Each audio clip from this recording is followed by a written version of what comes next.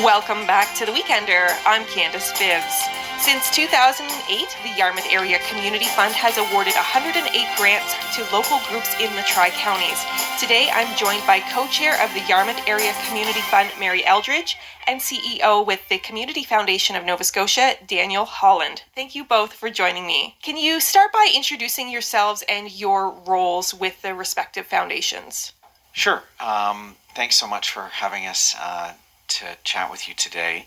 I'm the leader of the Community Foundation of Nova Scotia. We're a provincial organization that's been around for about 13 years, and we work with a whole variety of different kinds of funds and fund holders. Essentially, our purpose is to inspire giving and steward funds that will help build communities of respect, belonging, and possibility. And we work with about 120 different funds right across the province, of which there are about 10 community funds, and probably one of the most active is the Yarmouth Area Community Fund. Excellent. And yourself, Mary? And Peter and I started the Yarmouth Area Community Fund in 2008, and one of the reasons why we thought that this would be a good thing to have in Yarmouth was the fact that, having been involved with several charities over the years and trying to get grants from the town and municipalities, and finding that the grants were getting less and less, we felt that the Yarmouth Area Community Fund would be one fund that could supplement these grants that were going to charities, and our main purpose is to help all those, especially in need in the Yarmouth area. And we're hoping, we know this fund will be around for many years and try to help Yarmouth remain sustainable well into the future. Daniel, as CEO of the Community Foundation of Nova Scotia, can you tell me a bit about how that foundation works or feeds into the Yarmouth Area Community Fund in that partnership? Sure, happy to do that. I'll say first of all that the Community Foundation of Nova Scotia is one of about 200 community foundations right across the country. The movement's about 100 years old. I mentioned that ours is just over 13 years old here in Nova Scotia, and Mary, Peter, and other volunteers decided to bring the Yarmouth Area Community Fund in right at the beginning. We're one of many, and they are one of many community funds that we help. Our job really at the Community Foundation is to be a charitable giving facilitator. So we're here to listen to and take directions from different donors or groups of donors to care for endowed funds and then to grant based on donors' directions and instructions. We have three main streams, if you will, of funds. One is a community fund where local volunteers get together, they set local priorities and a shared vision for what they'd like to grant to, as Mary was just describing in the Yarmouth area, for local fundraising and to think about things in a way that is sustainable and for the long term. And then they make the local decisions. There's also donor-advised funds, which you could think of quite similarly, but it's an individual or maybe a family who will set the direction and the instructions for what the fund should be set up for and what it should serve in the long term. And then there are larger impact funds that would serve a certain theme, and that can be geographic as well as very local or provincial. And for each and every one of those, our job is essentially to act like a back office, and we're here to listen to and then take instructions. But it's the fund holder, in the case of a community fund like the Yarmouth Area Community Fund. Peter and Mary and their fellow volunteers are the fund holders. They are responsible. They set the direction, and we take instructions for them, but we provide kind of that back office set of services, if you will.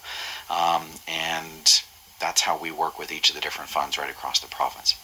Okay, and you said that was 13 years that the Community Foundation of Nova Scotia has been established, and 13 years as well for the Yarmouth Area Community Fund. So did they get kind of born together?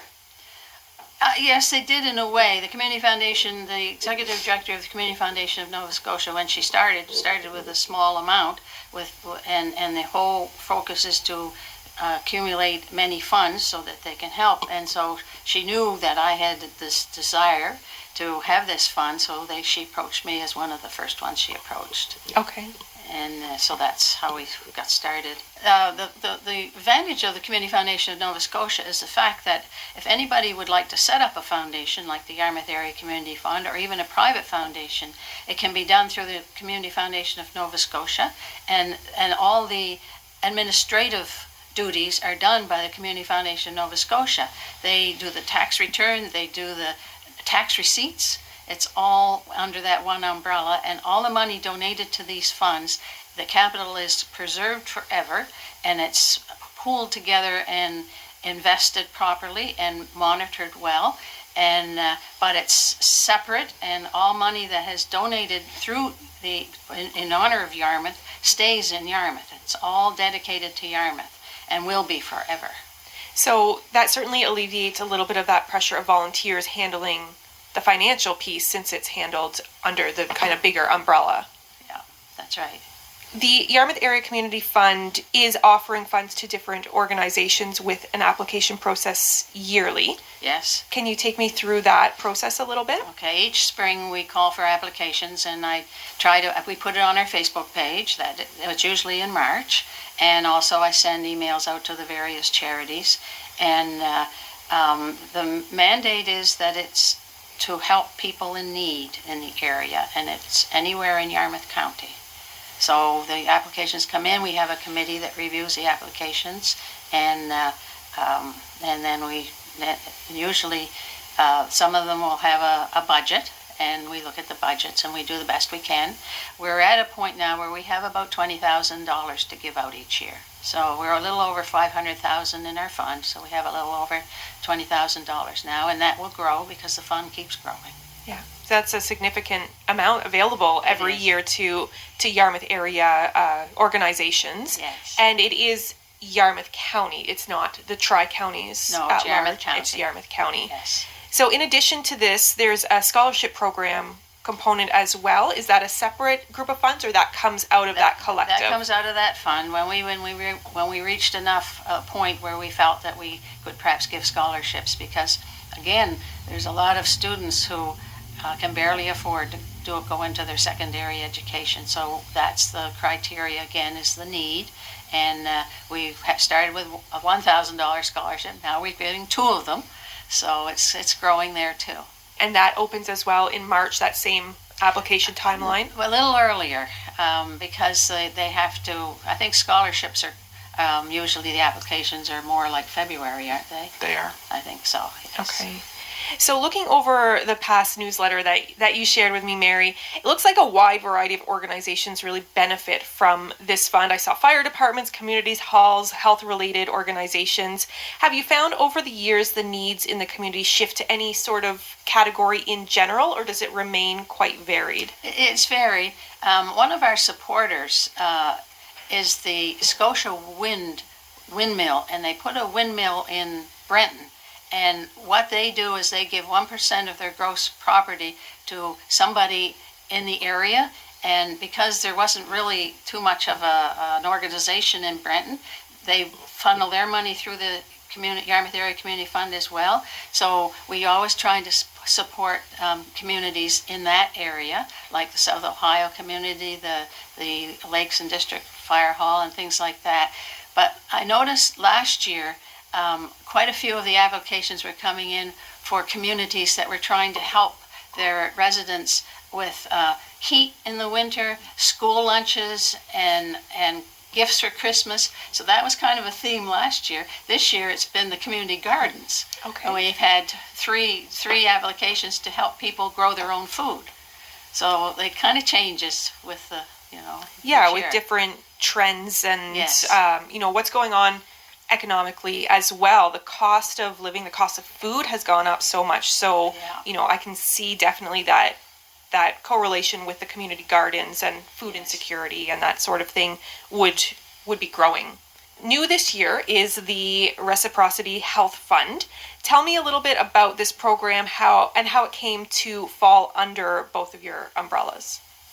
Sure. Well, as Mary sits on our board, it falls under her umbrella in the sense that we manage 120 different funds, and when we are given responsibility for caring for a fund and running a program for grant applications, the final decision gets made by the board as a whole. The Reciprocity Health Fund is one of, as I mentioned, about 120 funds. I mentioned that we have a few different kinds. The community fund, like the Yarmouth Area Community Fund. Individual donor advised funds make up the largest group of those, and those are with all kinds of different themes and intentions. And then the Reciprocity Health Fund is the newest and largest of what I would call an impact fund. So it comes to us with a theme for directed impact in one or a group of communities. It came to us in early 2021. It was a anonymous donor from the area who wished to have an impact on the social determinants of health. This one is in the Tri-County area, so they made the decision that it would support Yarmouth, Shelburne, and Digby counties. What happens, Mary was referring to all of these kinds of funds, the capital is invested. It's invested within a pool to achieve a better rate on fees, and it's invested with an outside professional fund manager. We have an investment committee that oversees that and monitors it. And so in the first year, it was invested to see a return, and then based on that return, we ran a granting program in 2022 that was just completed in the late spring, and grants were awarded in July. So we took the instructions again from the benefactor that was to improve the social determinants of health. That's kind of a mouthful, but it really means that it's for non-medical factors that influence health outcomes. So hoping in community that within, let's say, a number of years or within a generation of continuing to grant, that folks would find healthier ways and be able to lead healthier lives in the communities and reduce the burden on acute care institutions. So with that in mind, we ran a program, began it a little bit later than we'd like to run it next year, but it was the first year that we ran it. We did a call for applications. We promoted it throughout the Tri-Counties. We contacted people in the community. Mary helped us reach out to some others. We used a network through membership of the impact organizations of Nova Scotia, of charities and nonprofits that exist in the area, and we put this word out there. It's its first year, and we had 12 applications this year. We then strike an adjudication committee, and that's a group of folks who know more than you or I might about what does inform healthy living and wellness in a community. Those three folks either live or have worked in the Tri-Counties area, so know the area and some of the challenges and potential opportunities for improving those health outcomes in the area. They reviewed those. And they made a decision on 7 organizations to grant applications to this year, and $200,000 worth of grants were awarded in July to the Tri-County area to 7 organizations. So since this has come from, a local benefactor that kind of came to light, does the Reciprocity Health Fund exist elsewhere in the province, or is this totally unique to Yarmouth and Tri-County area? It's 100% unique to this area, and these were the instructions of the anonymous benefactor, that it would support the Tri-Counties through health and wellness and through improving the social determinants of health. So the benefactor was from the area and wished that the outcomes from an endowment set up with the Community Foundation would help the local area. And that's really whether it be from the Yarmouth Area Community Fund or one of our community funds in another part of the province, or an individual donor advised fund that exists in another part of the province. They determine the area and what local means to them and how they would like to grant, whether it's now or in 25 years or in 100 years, because it's endowed capital. They determine what the area for impact is, and this individual wanted it to be for the 3 counties in southwest Nova Scotia. With the focus being on the social determinants of health, does it change any of the parameters of applications going into the Yarmouth Area Community Fund itself? Will now you look at breaking it into kind of 2 applications, whether it fits the Reciprocity Fund or gets funneled into the general avenue? No, they're totally separate. And the Yarmouth Area Community Fund will still focus on the poverty and the needs of the area, and this is going to focus on health, and it's run by a different committee than the Yarmouth Area Community Fund. And one of the nice things about it is the grants for the Reciprocity Fund are quite large, and they're also renewable. if they are working well, they're renewable as they go forward too.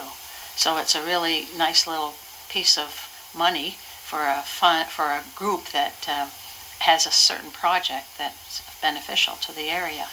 Yeah, can you touch on any of the organizations or projects that were funded out of this Reciprocity Fund this year? Sure, happy to mention all 7 of them just by name, and a little bit more information can be found on our website about each one. But there's a Meals on Wheels program run through the Rotary Club of Yarmouth.